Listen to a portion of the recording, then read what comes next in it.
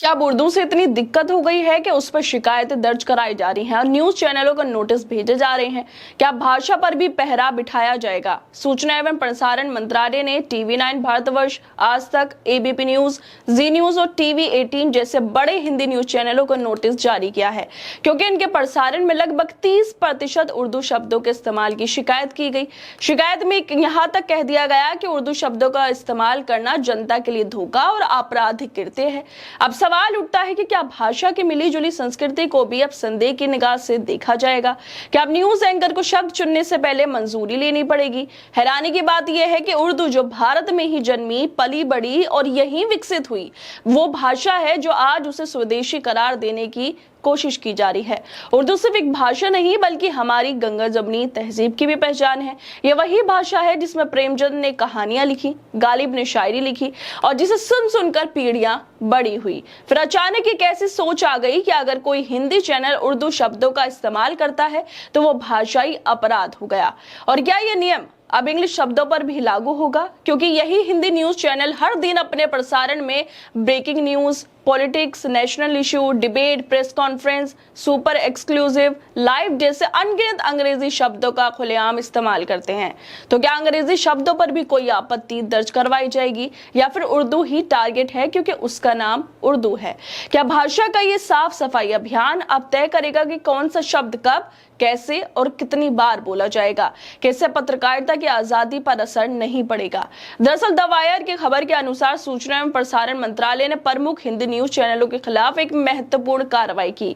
9 सितंबर 2025 को दर्ज एक शिकायत के आधार पर मंत्रालय ने 5 बड़े न्यूज चैनलों को औपचारिक नोटिस भेजा। शिकायत में कहा गया, महाराष्ट्र के रहने वाले एसके श्रीवास्तव ने 9 सितंबर 2025 को centralise public grievance redress and monitoring system portal पर शिकायत दर्ज की थी कि Hindi news channel TV nine Bharatvarsh, Aaj Tak, ABP news, जी न्यूज और टीवी18 अपने प्रसारण में लगभग 30% उर्दू शब्दों का इस्तेमाल कर रहे हैं। शिकायतकर्ता का दावा है कि ये चैनल हिंदी न्यूज चैनल होने का दावा करते हैं, लेकिन अपनी रोजाना की टिप्पणियों में कई भाषाओं का इस्तेमाल कर रहे हैं जो जनता के लिए धोखाधड़ी और आपराधिक काम है। उन्होंने मांग की कि इन चैनलों की भाषा विशेषज्ञ नियुक्त करने और इनकी वेबसाइट पर भाषा विशेषज्ञ का प्रमाण पत्र साझा करने का निर्देश दिया जाए। 18 सितंबर 2025 को सूचना एवं प्रसारण मंत्रालय के सचिव नवनीत कुमार ने 5 चैनलों को अलग अलग पत्र भेजे, जिसमें बताया गया कि उनके खिलाफ कथित तौर पर गलत हिंदी के इस्तेमाल की शिकायत मिली। पत्र में साफ कहा गया कि शिकायत के आलोक में चैनलों के खिलाफ केबल टेलीविजन नेटवर्क संशोधन नियम के अनुसार आवश्यक कार्रवाई के निर्देश दिए गए।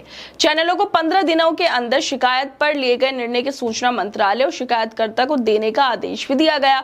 इस पूरे मामले में सबसे हैरान करने वाली बात यह थी कि एक तरफ सूचना एवं प्रसारण मंत्रालय के पत्र में साफ साफ कहा गया कि शिकायत के आलोक में चैनलों के खिलाफ केबल टेलीविजन नेटवर्क संशोधन नियम के तहत कार्रवाई के निर्देश दिए गए हैं और चैनलों को यह भी आदेश दिया गया कि वो 15 दिनों के अंदर शिकायत पर लिए गए निर्णय की जानकारी मंत्रालय और शिकायतकर्ता दोनों को दें। यानी कि एक औपचारिक दबाव बनाया गया। लेकिन जब मामला तूल पकड़ने लगा तो अब सरकार अपनी ही बयान से पीछे हटती दिख रही है। पीआईबी के फैक्ट चेक यूनिट ने ट्विटर पर पोस्ट कर सफाई दी है, मंत्रालय ने ऐसा कोई निर्देश नहीं दिया, बस एक दर्शक की शिकायत को संबंधित चैनलों को फॉरवर्ड कर दिया गया। ये मंत्रालय का कोई निर्देश नहीं बल्कि संबंधित चैनलों के खिलाफ मिली शिकायत को आगे बढ़ाया गया। प्रेस सूचना कार्यालय यानी पीआईबी के फैक्ट चेक यूनिट ने हालांकि अपने पोस्ट में बताया कि संबंधित चैनलों को निर्देश दिया गया है कि वो शिकायतकर्ता को इस संबंध में की गई शिकायत की जानकारी दे और नियमानुसार मंत्रालय को भी उससे अवगत कराएं। तो सवाल उठता है कि आखिर शुरुआत में ऐसा क्यों दर्शाया गया कि कोई सख्त निर्देश जारी किया गया और अब जब पत्र में खुद कार्रवाई की बात लिखी गई तो अब उस पर सफाई देने की जरूरत क्यों पड़ गई? क्या सिर्फ इसलिए क्योंकि इस बार उर्दू शब्दों को लेकर सवाल उठे? क्या उर्दू से इतनी दिक्कत हो गई कि चैनलों को सफाई देनी पड़े और भाषा विशेषज्ञ तक नियुक्त करने की बात हो? अगर किसी चैनल की भाषा में विविधता है तो क्या वो अपराध हो गया? ये पूरा मामला दर्शाता है कि भाषा पर भावनाओं की नहीं, राजनीति की जुबान बन गई, जहां एक शिकायत पूरे मीडिया पर दबाव बनाने के लिए काफी है। फिर अगर मामला गर्म हो जाए तो सरकार कह दे हमने तो कुछ कहा ही नहीं। खैर दोस्तों, आप लोगों को क्या लगता है इस वीडियो को लेकर? हमें अपनी राय जरूर दें और बाकी तमाम खबरों को देखने के लिए जुड़े रहिए हमारे साथ।